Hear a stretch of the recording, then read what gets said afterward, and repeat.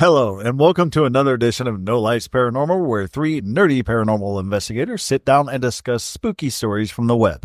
My name is Joe. I'm the lead investigator. My name is Teresa, and I am your researcher.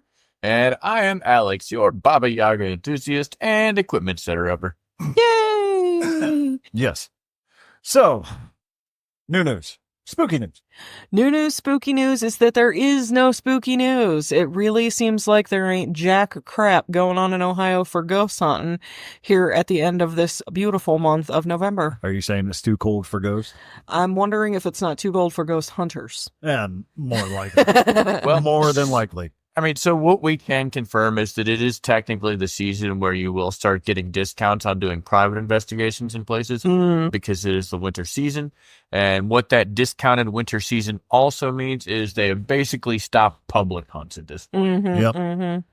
Yeah, I mean, the idea is just that a lot of these old buildings that are, pay to play for per se, don't have heat. So it's pretty chilly in there. Yeah. I mean, technically, a lot of times with a lot of these buildings, you can still go. Oh, yeah. It's just going to be cold as hell. They'll let you. Private hunt. They'll show you around the place and let you run to the mill. And then they'll go back home to their heaters. They're going to go where a heater's at. A little bit of advice here. If you have a heated hoodie, take it. Oh, yeah. Oh, gosh, yes. And heated socks and heated underwear. Everything. I don't think they make heated underwear, and I don't think they should. They should really think about it. I don't know. I would say, depending on your location, your location better than we do. Like right now in Ohio, I think maybe for the next couple of weeks, I would be okay with going to a place. But old brick buildings, once that brick starts permeating with the cold, it's shivery cold. Yeah, you're done. You're done.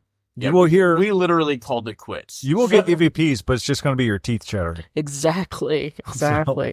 And that lovely mist you see, that's just your breath. Yeah, exactly. So pictures are out. So, anyways, let's get into the story, shall we? Indubitably. So when we ended off the episode last week, we actually had nothing at all in mind for a topic for this week. We were just going to kind of wing it. Life hit us all pretty hard. Plus, it's Thanksgiving week, so. Yes, and happy Thanksgiving, everybody, if you celebrate. Happy Thanksgiving. We had Friendsgiving last Saturday, which is why we didn't record and upload on Saturday. And then we got Thanksgiving actual this week. So tomorrow, actually. So it's kind of a process. So don't. It's Thursday. And if you're in Ohio, please watch out for deer. Oh, gosh. It is rut season and they're out. I know from personal hand. Holy crap. So I was skimming and I was just looking for something that I thought would be interesting. Something that, none of us have talked about before. And, a little bit of history. You know how I like my history. No, not at all. Not at all. So. Sometimes it's best to fly into a topic without a topic. Yeah, and it worked out for me this time, I think. My story is a little bit long-winded, like most of my stories are. Wrong with that statement, but oh well. So I am actually going to be covering the haunted Domino Sugar Refinery. Really? Yeah, go figure. That look you just gave, that's the same one. I was like, really? Wow. So. She's talking about me. I gave her a look. I just turned the other way. I didn't see. In the heart of Brooklyn, New York, along the dark, wind-swept banks of the East River, once stood the skeletal remains of the old Domino Sugar Refinery. Situated on an 11-acre parcel of waterfront in the shadow of the Williamsburg Bridge, the derelict Domino Sugar Refinery, was once one of the most recognized monuments of Brooklyn's rapidly disappearing industrial past. In the late 19th century, Brooklyn was responsible for over half of the country's sugar production, with Havmeyer's and Elder's sugar companies leading the pack over 20 major refineries called the borough home. The factory's signature building, a towering red brick structure, was constructed in 1884 to replace an old sugar house that had been destroyed in a catastrophic fire. 3 years later, 17 of the largest sugar refineries in the U.S. merged to form the Sugar Refineries Company Trust, later reorganized as the American Sugar Refining Company, and branded as Domino Sugar in 1902. Domino and its predecessors operated on the waterfront for a total of 148 years. At its peak, the site employed over 5,000 workers capable of producing over 3 million pounds of processed sugar every single day, which I thought was insane. Though the factory was long abandoned, a sinister presence still clung to its rusted walls and broken windows while it stood. Local legends whisper of things unseen, shadows that move in the corner of rooms, and cold gusts of air that sweep through the building with no explanation. But it's not just the wind that chills the spine. It's the ghosts of the past, trapped in the crumbling bones of the refinery.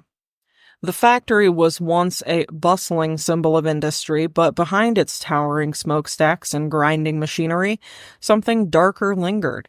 For over a century, the refinery operated as a place of grueling labor, with workers who labored long hours under harsh, dangerous conditions. Many came and went without a second thought, but some never left. The explosion of 1914 is the most chilling chapter in the refinery's bloody history. On a frigid winter day, January 11th, a disaster struck, shaking the entire neighborhood. It wasn't a fire, but an explosion. A blast so fierce that it shattered windows for blocks and sent thick black smoke billowing into the sky.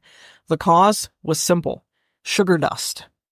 Who'd have thought sugar dust was explosive? Actually, it makes a lot of sense. Crazy, isn't doesn't it? surprise me at all. That's crazy. So, unseen, invisible sugar dust, fine as powder, floated in the air, mixed with humidity, and igniting from a single spark. It set off a chain reaction, tearing through the factory with a deafening roar. Workers who were caught inside never had a chance. The explosion... Now, that said, that would be a good thing to know before you apply for the job, though. Facts. Nah, we can just skip that part. The explosion was so violent that parts of the building collapsed, trapping dozens of workers beneath tons of rubble. 6 were confirmed dead, though some estimate the number was much, much higher. But in 1914, they didn't keep great records. Or any. True. The workers who died that day, they didn't just disappear. Their spirits lingered in the ruined factory, trapped between the world of the living and the dead. After the horrific explosion of 1914, at the Domino Sugar Refinery, strange occurrences began to surface, as if the spirits of the workers who died that day had never truly left the building. The refinery, which had once been a bustling symbol of industrial power, was now a haunted ruin, and the supernatural events that followed were as chilling as they were mysterious. I'm going to go over a couple of the things that happened there. Phantom footsteps. Night after night, the night watchman would report hearing the unmistakable sound of footsteps echoing through the empty halls.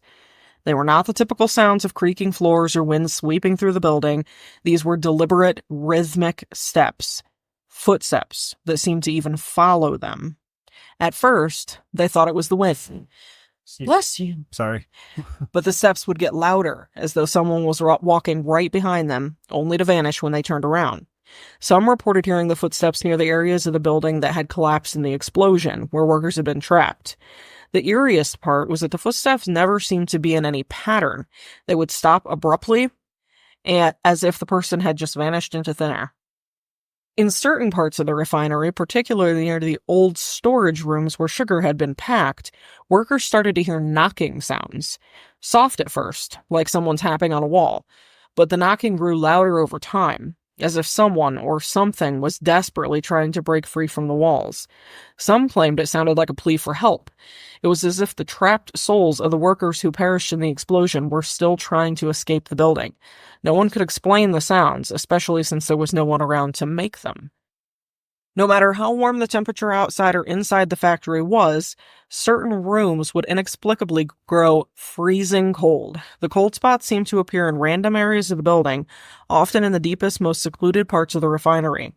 People would walk into a room that was a normal temperature and then suddenly feel an intense, bone-chilling cold walk over them, so severe that their breath would mist in the air.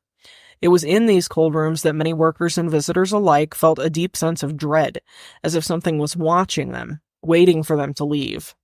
In the early morning hours, before the refinery was fully abandoned, doors would open and close on their own, even when there was no one around.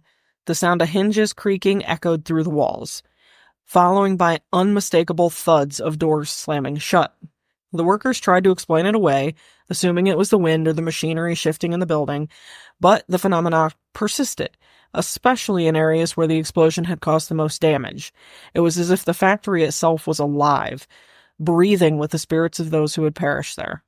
Perhaps the most unnerving of all the occurrences were the voices. Soft, unintelligible whispers that could be heard late at night when the factory was completely empty. Some workers claimed that they would hear their names being called, faintly at first and then louder, as though someone was standing just behind them whispering in their ears. Others heard distinct conversations, as though echoes from the past were being replayed in the very walls of the building. Most disturbingly were the reports of deep, guttural voices that seemed to grow louder, warning them in chilling tones, "Leave now, or you'll never leave." Damn. Many who dared to explore the refinery after hours reported seeing shadows moving across the walls, even though there was no one around. The shadows would dart across the factory floor, disappearing into cracks and crevices, as if they were being cast by invisible figures. On occasion, people reported seeing figures standing motionless in dark corners, their features hidden with the shadows. When approached, the figures would vanish quickly as they appeared, leaving behind nothing but a sense of cold emptiness. Even in the darkest corners of the factories, the lights, though often on the verge of breaking down, would flicker to life on their own, illuminating parts of the building that hadn't been visited in years. Workers claimed that the lights would sometimes turn on in certain rooms, only to flicker out again before they could investigate. In some instances, the lights would stay on, but the room would feel increasingly heavy, as though something unseen was pressing down on them, urging them to leave. The strange occurrences, seemingly tied to the refinery's dark past, fueled the growing legend of the haunted Domino Sugar Refinery. The building had become a tomb for those who had perished in the explosion, and a place where the boundary between the living and the dead was very thin, and the spirits of the lost workers wandered, still trapped within the walls. For those who dared to venture near, the refinery was a constant reminder that some places, no matter how long they have been abandoned, are never truly empty. The souls of the past linger, waiting for the next curious soul to listen to their haunting whispers.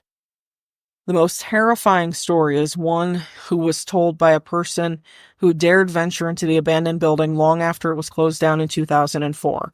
A group of urban explorers, drawn by the allure of the decaying factory, entered the refinery late one night.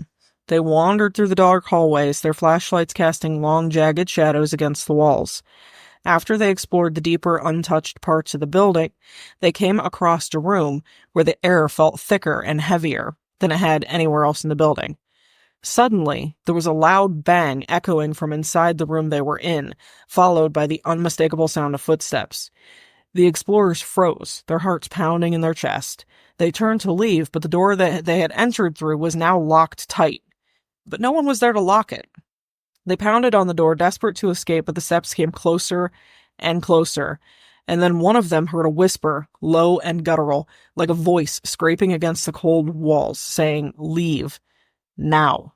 Before it's too late." Terrified, they finally managed to force the door open and ran out into the night, but the image of the dark room and whisper voices stayed with them forever. Until 2015, the refinery stood as a silent monument to the tragedy and terror that occurred within its walls. The flickering lights of the Domino Sugar sign, once a beacon of industrial might, seemed like a mocking reminder of what happened there.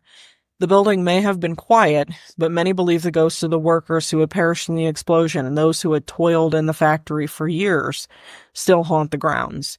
They are restless, trapped in the shadows of the place where their lives were taken too soon. So, if you ever find yourself walking along the East River at night, and the wind begins to howl as if through the broken windows of the Domino Sugar Refinery, listen closely. You might just hear the soft, mournful sound of footsteps trailing behind you, or a whisper too faint to understand but unmistakably close. And whatever you do, don't look back. Note. Didn't say I was gonna. I mean, the interesting part of that is, I would say interesting, it's more familiar, is we've all worked in factories. Oh, yeah. Yeah. And I think that at some point we've all been in factories by ourselves where you're like, hey, it's creepy. Yeah, it's a little creepy. It's just a It's big an empty ass- building yeah, with it's a bunch of big machines warehouse, and yeah. shit like that, Mhm. right? But, I mean, I've heard plenty of shit Oh, yeah. in the factories that I've worked at. Oh, I mean, I've heard a bunch of shit too and experienced it myself. And I'm sometimes wondering if it's just our own paranoia that does it or if there's actually something there. Because the one I work at Amazon, we've all been there. It's a brand new build. Yeah, but that building actually. Recently, yes, it's had some bad things. Yeah.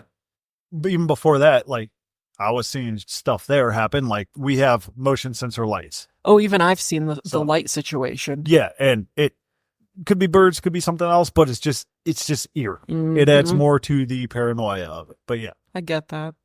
Well, you remember the original Amazon building. That building you're still there, super haunted. Oh, yeah, it used to be ABC Motors. Yeah. And Mhm. there were, Some pretty I want to say 2 or 3 confirmed deaths awful. on the dock Yeah. in that building. Yeah, I remember that when I was working there. Yeah, don't fuck around near truck docks with moving Or at all. 28,000-pound vehicles. It's really not a good idea. No. Well, also there's a reason that's the easiest way to get fired at Amazon. Yeah, you step a foot out of place and they're gonna let you go because Yep. better lose your job than lose your life. Yep. Well, I mean, for them, it's better to lose your job than they Get get sued. sued. But Well, yeah. You know, Who knows? Now I'll never look at Domino Sugar the same way. I know, right? There's scaredness in the sugar. I mean, and you're right, though. So, like, I paid attention to chemistry class, so, like, this is not at all surprising to me. But I am sure that there are plenty of people that do not realize how combustible some of the shit they work with is. Yeah, dude. Period. And I don't think No. anybody really looks at sugar that way. Yeah. No, because they think sweetness. It's Of- just sweet. There's yeah. not. But Of if you all ever set things. sugar on fire, Oh, valid. Yeah. Valid. Yeah. Yeah. Just that alone. Like, Mhm. okay. Yep. Sugar powder is apparently extraordinarily combustible. Salt is another one. Yep. Oh yeah, I knew salt. Yeah. Yeah. That's We're not crazy. chemists. We just fucked around and found out. Exactly. That's exactly correct. We were all 5 once. I got lighter as sugar. Hell, I was I mean, to be fair, when 15. we were 5, we didn't have PlayStation, so we No. set shit on. Yeah, We were inventive with how we got in trouble. but yeah, I don't know. I think I like writing the stories like this one as opposed to just reading articles. So I just decided to go that route with this one. Yeah. I hope you guys like it. I did. I did. And I'm sure the listeners will as well. I hope so. Well, let me know. Let me know. All right. So I went a different route. I found this really interesting article, if you were done. Please, yes. This is a first-hand account of something that we've talked about before. Mm. A doppelganger. Ooh, I have Yeah. a first-hand account of doppelganger all by myself. Oh, yeah. Teresa does. I don't. Yeah, well, it's Maybe technically. I do. I don't know. I don't know whether I do or Teresa does. One or the other does. Yeah, we don't know. This I'm going to read it verbatim how the guy actually wrote it because I want to do it justice. But it's literally in his words, and it's 4 separate occasions where he saw this thing. And it's throughout his entire life. This thing literally followed him his entire life. And it is his own doppelganger. His own. That's frightening. The first 3, he never saw it. The last one he did, and that's when he took drastic measures. So, Well, they say if you run face to face with your own doppelganger, then that's it. You're done. yeah. Well, it's kind of hilarious what this dude did. But let me get into the story. So, incident number 1. He said he was in college, and my uncle... Hold on, let me start over. My eyes skipped. My uncle told me something that had happened when I was around 6 years old. One night, he and his friends were drinking outside our compound. This is in the Philippines, by the way. He went out to buy cigarettes, and as he returned, he saw me running down the street toward our gate. And suddenly, I was hit by a taxi. He yelled at the taxi driver, then panicked and rushed to tell my parents. But my parents were a bit confused, as my father told him he must have been drunk because he had been sleeping on the couch for the past hour. Whoa. So the kid that was hit by the taxi was on the couch. So was there actually a kid well, hit hold by on. the taxi? He said, my uncle was terrified and convinced he had seen my doppelganger. So the uncle knew exactly what it was. Wow. So incident 2. One day my sister and I were talking about ghosts, and she told me she had seen my doppelganger. After returning from church, she went to the kitchen and out of nowhere saw me walking toward my room. She asked me questions, and I nodded in response, which is something that we have all dealt with before. A few minutes later, when she went to my room to check, it was empty. To her shock, she had received a message from me an hour earlier saying I wouldn't be home until next week. Damn. Third one. It was late at night when my friends and I were hanging outside our house. 2 of my friends were passing by and stopped to say hello. As we continued talking and laughing, those same 2 friends returned and told us they had just seen me on the way to the store to buy something. They were confused as how I had gotten back so quickly when they had just seen me heading toward the store and where they had just come from. So it still creeps me out to this day. Wow. So this is the last one. He describes where he works. I'm not going to get into that because I don't want to delve too much information. But he goes in to describe his apartment. And he said it's kind of a small apartment. He does some things here because I guess it's when the lights go out, it's complete and pitch black and freaks him out a little bit. So he leaves like the kitchen light. Yeah, I get that. Which we've all done. I still do. So he said it was the Friday, my last day of work. Then he said last stretch, baby, with a little woo woo. He said after the shift, I decided to go out and have some beer somewhere on, I think he said Fort Street. But he says I got a little bit drunk, and instead of going to another place, he would decide to go home to his apartment. He decided to take a rest, and he said he'll be taking off around 5 a.m. to go back to work. He said, I felt heavy at the time for no reason. I don't know why. I felt like someone was watching me while I was sleeping. All the lights were on, and I do my thing when all of a sudden, when I went into my living room to take a bath, there must be a lost in translation thing, because why would you go to the living room and take a bath? He said, I suddenly smell my perfume, like I just recently applied it to me. I just literally came out of the bathroom, so when I enter my room, that's where I got goosebumps for no reason. I saw my perfume on my bed, like someone prepared it for me along with my wallet and motorcycle keys. I was already panicking, and I'm still in my towel. I checked the time, and it was just past 3 a.m. I hurried up, forgot to charge my phone, forgot to bring my charger, and then went off. But before going out, I completely turned off the lights. And then he checked to see if the socket was plugged in and everything. He's checking his apartment. He says, I'm already in my garage, and I noticed that I forgot to turn the lights off in the kitchen. And all guys that have a motorcycle will understand this. Since I already gathered my courage and heard my motorcycle's engine running, I felt like I was already invincible. Oh, God. He said, also, I completely forgot what had just happened. That's part of the doppelganger thing. Like, you will forget it. It's kind of weird. I got occupied with what food I was going to eat along the way, so I was checking my motorcycle. I glanced back to the kitchen through the window of my living room. I really thought I was just seeing my own reflection in the glass of the window, but to my surprise, I am looking at myself sitting by my table's kitchen. I freaked out and started praying, and I just locked the main door and left. The next day, I called my landlord, said I will be living in a different place, and asked my brother to accompany me so I can pick up all my stuff to this day. He said, I have never been back. I will not even go back. He goes, I am done. Wow. So, That's creepy shit. I'm not going to, that was in the Philippines. I'm not going to divulge the guy's name or anything because he put it all in there. But we've all had personal stories of that. Of a doppelganger. Creepy shit. Now, granted, he saw it, but he said he jetted right out because at the end of the story, I didn't read it, but he said he felt like he was in a race with death. So, well, I mean, what would you do if you saw yourself sitting? I mean, to be fair, I've never seen myself. I've never seen my own doppelganger. Yeah, right. Same. Well, have you though? Because this sparked a train of thought in my head. All right. Here we go. When he said he thought he was just looking at his own reflection. Yeah. How do we know that's not our doppelganger looking back at us? Mirrors and windows hold a weird property when it comes to that. Mirror dimension, third dimension, stuff like that. But that's all just, again, conjecture and it's all speculation. Conjecture. Everything we talk about on this podcast is conjecture. I don't know that I believe. This should be interesting. I don't know that I believe a lot of that. About what? Doppelgangers or mirrors? Well, okay, so not so much mirrors, but like glass or reflective surfaces in general. Okay. Mirrors have an extremely long, interesting history. Yeah. And there might be something to that. Yeah. But just a reflective surface in general. I don't think it's much different. You don't think? It's a reflective surface. I think it's got something to do with a mirror and the fact that there's no back to it, so there's no way all the way through it. You know what I mean? In another dimension, it could be I'm not saying all mirrors are portals, so don't freak out. But I'm just saying they could be used as a portal to do something with. I mean, they already use that. I mean, they have like two-way mirrors and two-way all that. So right, but I mean, that's the human aspect of it. But what if there was something more to it?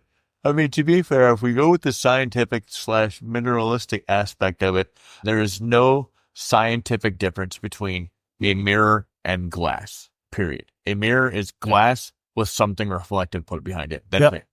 Other than that, if you're going by the fact that, well, sandstone is still sandstone, no matter what shape you put it in. I just think the act of putting something behind it and sort of blocking one way of it, so like, you know, your reflection goes in but can't come back out.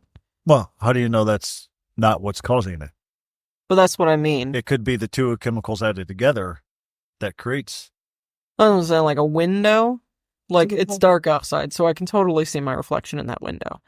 But people outside can still see me. So, like, it's almost like your reflection, your energy goes all the way through it and doesn't get stuck. I don't think so. No, I see what you're saying on that. I do.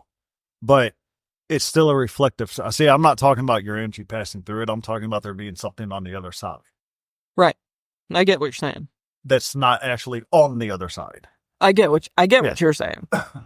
I don't know. It just sparked an interesting thought. I mean, to be fair, in all fairness, the doppelganger experience that we had, for instance, had nothing to do with windows or mirrors. At all. Yeah. No. But that being said, going back to touch on that topic, I'm sorry. I just believe sandstone is sandstone, quartz is quartz, glass is glass. I don't care whether you put something behind it or in front of it or don't put it there at all. It's the same mineral composition to me, and I think that's the magnetic or anti-magnetic part.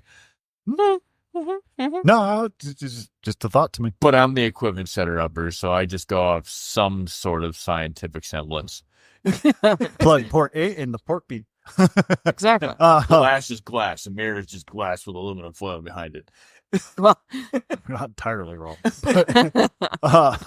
No, I know it's not aluminum foil per se. All right, but you know, I get the idea. What, you think there's somebody going to be out there setting up a window with aluminum foil to see if it works? I mean, you just that'd be funny as hell if it did. I mean, it probably would to an extent, but I might. I don't know. Huh. Oh, that's an interesting. But no, I just thought that was an interesting story that doppelganger literally followed that guy almost throughout. I mean, from 6 years old to he had his own apartment. That's super it creepy. could be 16 to 20. You know, super creepy. And honestly, every story I've heard about doppelgangers authentically, reportedly, other than the experience that I had, which was literally only a one-time thing, but many of the reports that I have heard, it's not just a one-time thing. Yeah, it's a pretty continual. Yeah. Yep. All the stories that I've heard are the same. That I don't remember what show it was. It was either like, I don't think it was My Haunted House. I think it was like one of those like American Haunting or whatever. Like, I know there was a doppelganger story on that, and it was about the one girl and her family kept seeing her doppelganger. Yeah, I remember that. So, but yeah, it was a continual over time thing, and it was always weirdly different people. Yeah. But then they also had some stuff that was going on at the house that was very, very poltergeist-ish. And I wonder if there's a correlation there, because, you know, poltergeists and doppelgangers, when you You're talking about the one that you guys dealt with? No, I'm more so thinking about the fact that, like, you know, they say that some speculation with poltergeists is that it can be created by basically the exuded energy of, you know, like an adolescent or somebody like that who's really feeling a whole lot of emotion at that time, whether good or bad or whatever. And that energy sort of projects itself as this poltergeist. Yeah. And sort of takes on its own thing.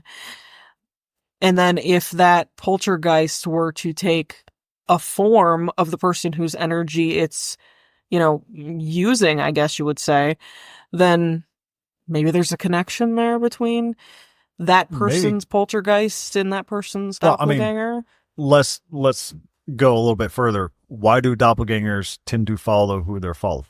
No clue. What makes them special that they would have to follow that person or that family. What is it about that person that like what I'm trying to say is like if one was to see you and you see it, you're like, hey, take it, cool, go. Right. What makes that person that they're following the person they want to follow? That's a great question. What I will say is, to me, doppelgangers are a seriously interesting subject. To the best of my knowledge, other than like the folklore part, like the mythy part, where if you see your own doppelganger, that's pretty much a wrap for you. The interesting part about doppelgangers to me is they're probably like one of the least studied things, because like, Right. and it's one of those things that like you can't predict, okay, like somebody died in this house, so it may or may not be haunted, you know? Right. So it's just one of those things where like you never know when it's going to pop up Right. or where it's going to pop up. So like, how do you study something like that? Right. Well, Right. Again, all conjecture, but we really don't know anything about that. Like what species they are.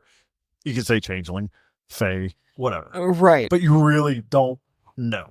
And mind you, two totally different types of doppelgangers. Obviously, we're not talking about people who are genetically similar to you and may have the same, facial features or characteristics as you, as an actual living human being who is very, very similar doppelganger. Not that. Well, I think listening to our podcast, they know what doppelganger we're talking about. But I think that it's really important to make the distinction so that people realize that there are such things as genetic doppelgangers. People who just look ridiculously similar. I've had many people tell me that. Yeah. Like, I saw a guy that looks just like you, and I see him, I was like, he looks nothing like me.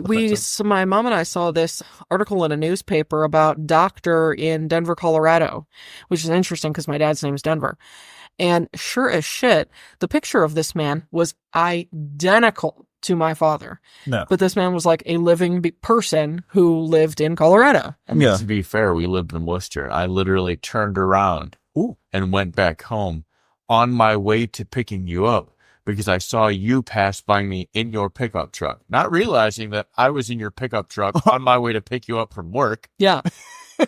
So no possible way I had the truck. Here's an interesting thought, and let me set it up for you guys. Choices that we make in our lives. Each thing that we do or don't do. Here we go. What if that creates the doppelgangers? So sort of like again, sort of like a fork in the road, and you go one way and it goes the other? Or no. Meaning, if we have a choice in life, whether to get this job or don't get this job, and one of us takes the job, the other one doesn't take the job, that I firmly believe that things split at that time.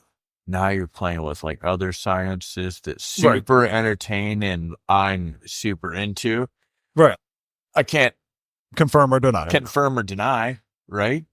But I mean, alternatively, if you want to look at it that way, are doppelgangers proof that other dimensions exist? There you go. I follow the theory, but do not believe in alternate dimensions. Well, it's okay to be wrong. How do you not? I just never have. I don't, like, people are like, oh, well, that whole Bigfoot phenomenon where they're like, oh, well, maybe they just, are interdimensional beings and we only see them every now and then because they pop back into their own world. Yeah, I just don't buy it. That's curious to me because you're a ghost hunter. Mm-hmm. You've seen ghosts. But I don't believe that they pop back into their very own realm of being. But they're in a realm that we cannot see. No, I think they're in our realm. We just can't see them. Which would be another dimension.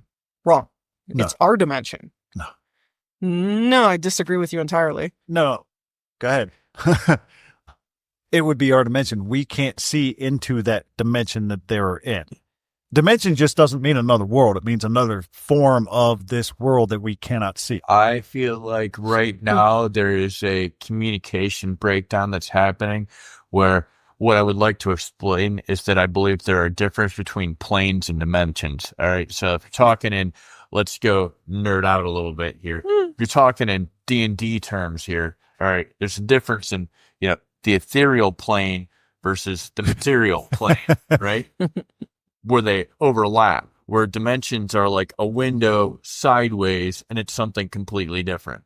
So I believe ghosts are part of that ethereal plane. They sit in the same place, but they are not technically part of our existence. Yeah. You know what I mean? For me, But it they're would also be- not in a segregate. It's weird. He confused himself. I didn't confuse myself. I just feel like I'm getting real sideways. It's interesting. It would be very, very difficult for me to explain exactly the way that I view it, but it's almost as if like, all right, say we're sitting in this room, and let's say there's also spirits in this room. Well, they can be sitting literally where we are, like somebody sitting right next to me, but somehow think of it like the room is divided in half by like a sheet or a curtain, and we're on one side and they're on the. It's the same exact room. Kind of like a dimension. No, not at all like a dimension. I know, I'm being More like a plane. Wait, this is getting fun. I like it. So, Keep like, going. we're in the same exact room, sharing the same exact space, but somehow or another, there's a bit of a barrier that I believe that they can always see us, and we just can't always see them. Boy, ladies and gentlemen, I think we found our roundtable discussion. yeah, you know what? Let's leave it for a round table, because I could squirrel on this subject for literally like 2 hours all by itself. And I have 45 minutes worth of content to just spew in rebuttal to what you said. So I'm just going to leave it alone right now. I want to talk about it real badly. This episode cannot be that thick. Roundtable, which is the next episode. Roundtable next week. There you go. There you Yep. go. We're going to get into this. Dimensions and planes, guys. Get ready for it. D&D talk. All right. But yes, interesting discussion. I'm sure our listeners will even debate it after we get done talking about it. So Let's hope so. We're going to have a round table about dimensions and planes and doppelgangers is what it's going to resort back to. Because they are a fucking good... Wow. It's a good All right. topic. you're welcome for that. I'm kind gonna of be where I was thinking about going that with. shit for the rest of the week. And guys, before we even get into the roundtable next week, please email us or comment about how If Teresa's wrong, and Joe's right. feel. What's your joy? And that's the shit of it. Nobody's right. There's no right and wrong. Right. We can prove this shit. So Right. so share with us your view on Exactly. the subject, and then we'll do our roundtable next week, and we'll hash it out and see what we figure out. And mind you, when I say that, I don't think I'm right whatsoever. I ask these questions just because it's something to talk about. Yeah, So- there's just no right or wrong. Joe likes to Well, poke we the do. bear and start conversation is what Joe does. And then I have That's a because I'm blast. such devoid of conversation. You can't. What would life be if you couldn't just sit down and like just discuss shit? Boring as fuck. Right? Excuse my language, but It's so true. Or an explicit podcast. We're fine. Yeah. I listed as not children content. So yeah, what is your story for today, dear? All right. So follow that up. in my story for today, I mean, it's not as interesting as planes and dimensions and doppelgangers. Yeah, that's what it is. But it is pretty interesting. All right. So I kind of took a page out of Joe's book last week, and I decided to give a nod to a friend of mine or a troll of mine. I haven't figured it out yet because they won't say hello. No. Oh no. Russia. So Russia, sit back, crack open a cold one, drink some potato juice. This is for you. All right. There we go. So when you think of a list of the creepiest places to visit, what do you think of? Louisiana. Oh. All right. New Orleans specifically. Let me rephrase. Types of buildings. For me, what really comes to mind what's is your like top three? I would say like just things that are super old that have lots of history. Castles. Castles. Okay, give me a top three. Castles. Maybe even like Underground.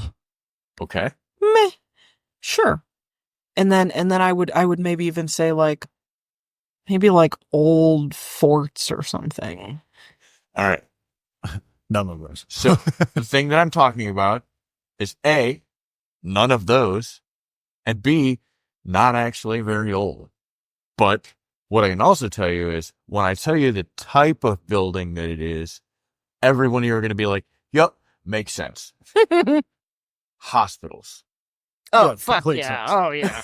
Not in a haunted way, just like I don't want It's to get just- sick. It's just not one of those things that comes to the forefront of your mind when Right. you're like, what's the most haunted place? Yeah, yeah. But no, you're absolutely correct. Hospitals are a big one. I was going to say strip clubs, but Listen, I mean, You one never of the know. things that I will say is that anybody has spent overnight, like even in a running hospital, right? yeah. A current, nowadays, modern hospital, Mhm. if you have spent the night there in a room by yourself after surgery or whatever, Oh, yeah.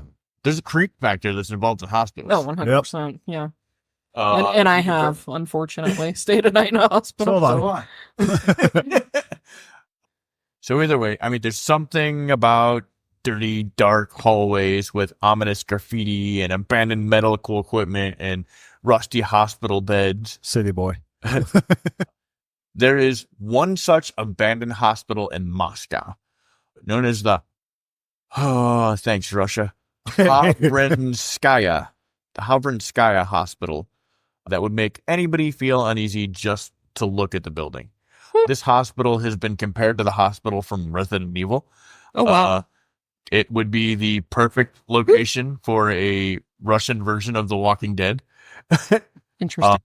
So, Hovrinskaya Hospital, it also gives the Russian wingdings version of the word, which is also spelled as Kovrino Hospital when written phonetically in English, was an abandoned and unfinished hospital that was designed to hold 1,300 beds in the Hovrino district of northern Moscow, Russia. Construction on the building began in 1980, so not super old, and was similar to other large buildings created in the Soviet Union. The architecture was the brutalist style. Why the name brutalism sounds ominous, it is just a rather plain and dull style of architecture. Brutalist buildings are known for their minimalist construction that highlights the raw building materials and structural elements instead of focusing on decorative designs. Most of these buildings are brick, concrete, angular, geometric shapes with a muted monochrome color palette. The Hovrinskaya Hospital was shaped like a star with branching corridors extending off each point of the star, while a star is how the hospital is traditionally described. It looks a bit like a strange snowflake. I will post pictures on our Facebook page so that people could see it. Many have compared the Hovrinskaya Hospital to the Umbrella Corporation logo from Resident Evil. Love it. Looking at it, it's not that far off. So, No, jeez. Yeah, it's not far off at all. okay, where was I? So, Hovrinskaya Hospital was so creepy the construction was shut down in 1985 and the building was abandoned entirely. The abandoned hospital is spooky on its own, but Hovrinskaya Hospital was left in a state that made it ripe for rumors of hauntings. Parts of the 11-floor structure had only partial fragments of walls and floors, and the multi-level basement would constantly flood. Sounds super creepy all by itself already. Mm-hmm. Sounds like a party.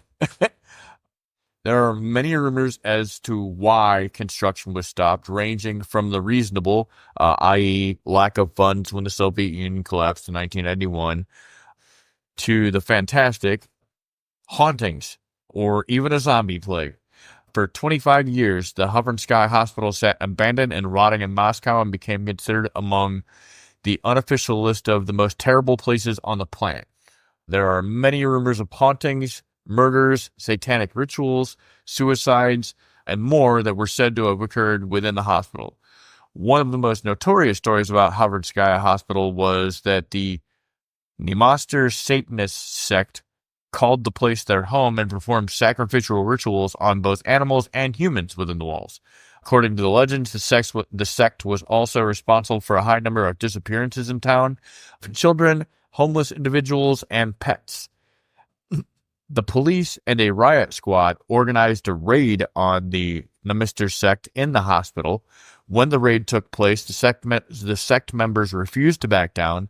They were driven into one of the basement levels, and they were all either shot and killed, or the police placed explosives at the end of the hallway and detonated them.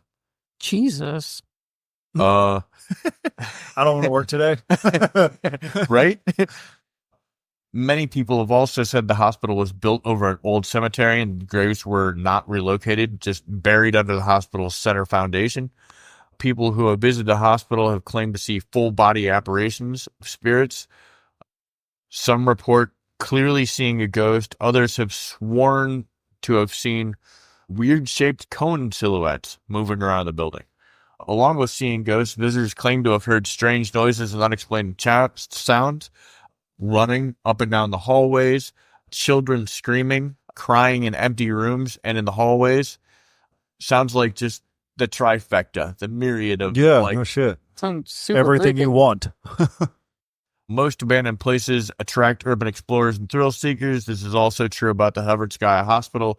The property was not guarded at night for many years, and people would wander around the unfinished facility, running into trouble while they were there. You won't often see homeless individuals along the streets of Moscow, as you will find them in other large cities across the world. Instead, many of the homeless squat in abandoned buildings like the hospital. Urban explorers have shared stories about being chased away by homeless individuals they've stumbled upon at night, and injuries were experienced in the result of that. The building was left unfinished and was prone to flooding. People have reportedly tripped over rebar or fallen into holes, breaking their legs while wandering around the facility. Jeez. The hospital was also the site of several suicides. One of the most well-known suicides to have taken place in the hospital was during 2005, that of a 16-year-old. Alexei, known to his friends as Cray, threw himself down the elevator shaft from the 8th floor because of unhappy love. For many years, his friends would leave flowers, cigarettes, and poems on the 8th floor elevator shaft to honor his spirit. So, if you decide to take a trip to Moscow and want to visit the Hovrinskaya Hospital, you are out of luck. In 2018, the hospital was completely demolished, and all that remains is an empty lot surrounded by, go figure of all things, pine trees. Back in 2012, there were plans to demolish the facility and build 2 new buildings, and the land was put up for auction. Unfortunately, the land was valued at almost 1.8 billion rubles, which most people felt was a massive overestimate, and nobody bought the land.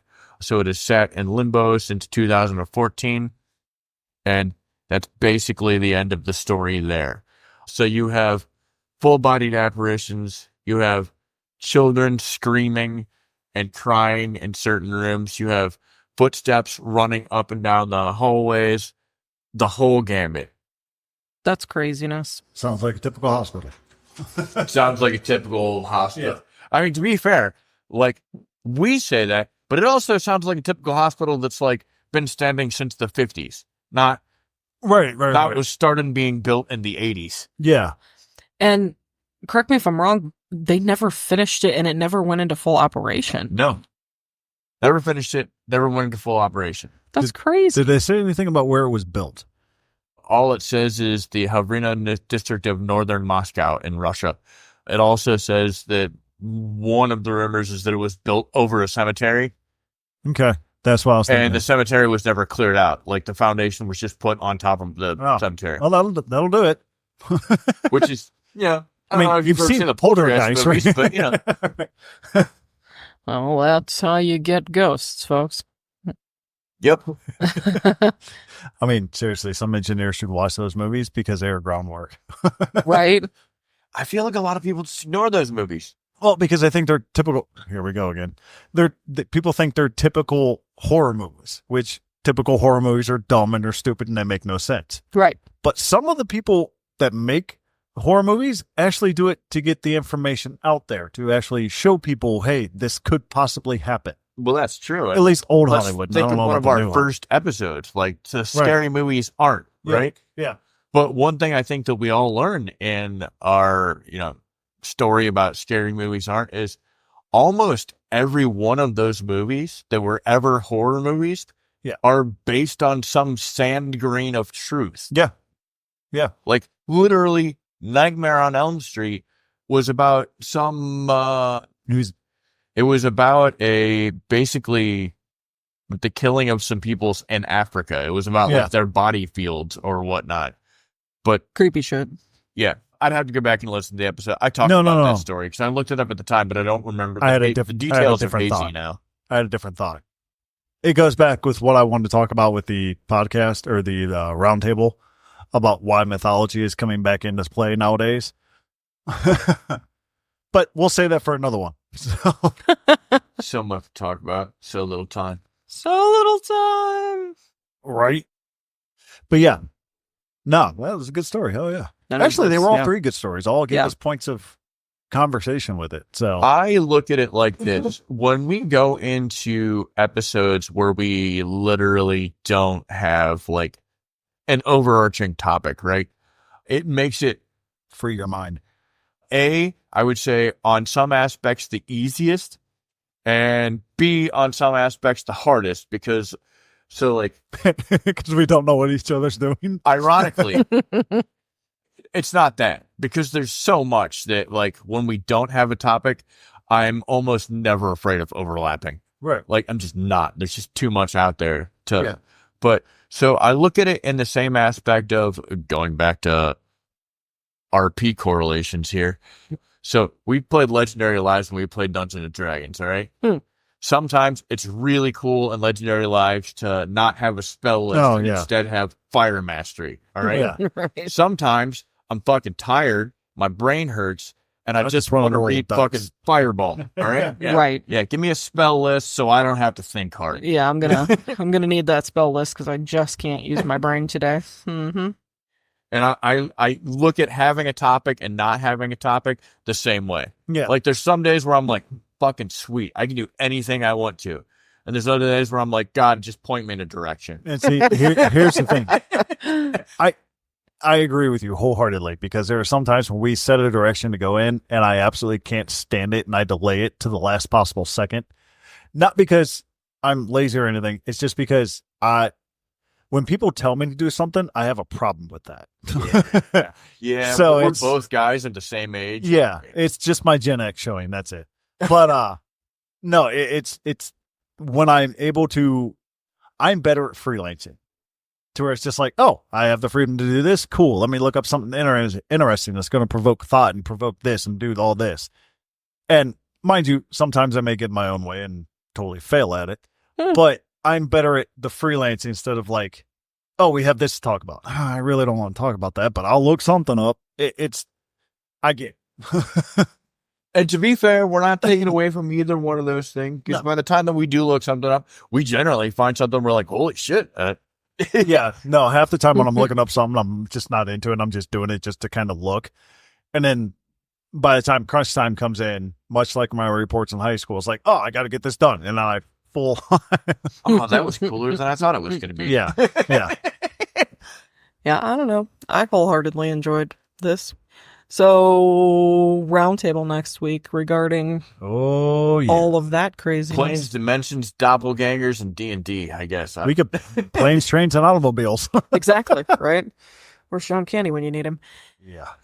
But no, that should be an interesting topic. I've already started looking up shit. Pre-headline warning, that's probably going to be a thick sode. Like, again, like I can get into that shit for days. I can rabbit hole hard on that. Maybe I'm a dragon believer. I don't know. No, you're just a changeling.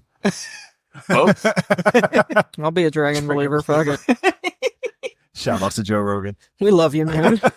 We love you. That's funny as shit. Sorry. But, guys, we had a blast. We hope you had a blast. I would pass it over to my wife now for the socials. Let her do her thing. Indubitably, thank you so much. So yeah, please shout out to us. Let us know what your thoughts are about the upcoming roundtable. I do hope you have a very, very happy Thanksgiving if you celebrate. And please remember that you can always view our videos from live investigation footage on our YouTube channel at No Lights Paranormal. You can check us out and see our little profile and whatnot on Facebook.com/No Lights Paranormal, No Lights Paranormal on LinkedIn, where you can join us and follow us and be one of our buddies. Or you can always just send us an email at nolightsparanormal@gmail.com. Or hit me up at No Lights Para, that's Para, on X. All right. I think that's all of them. You know what? You're the one that created them. You know what? We'll leave it at this. That's enough of them. Yeah. That's a couple. It's We a gave couple. you enough options. We're on all social media. Yes. We gave you enough options. I gave you a nod. Talk to me, Russia. Like, share, notification bell. Russia. I feel at this where are point you? they're just doing it out of spite. I know, They're right? just not going to talk to us now. They're like, nope. That's right. I'll go to the Finns. They'll probably even stop listening if we keep bugging them. No, I think they get a kick out of it. At least I would hope. I would hope you guys get a kick out I hope you do. I hope you do. Either way, we love you. We'll see you in a couple of days talking about dimensions and planes and shit.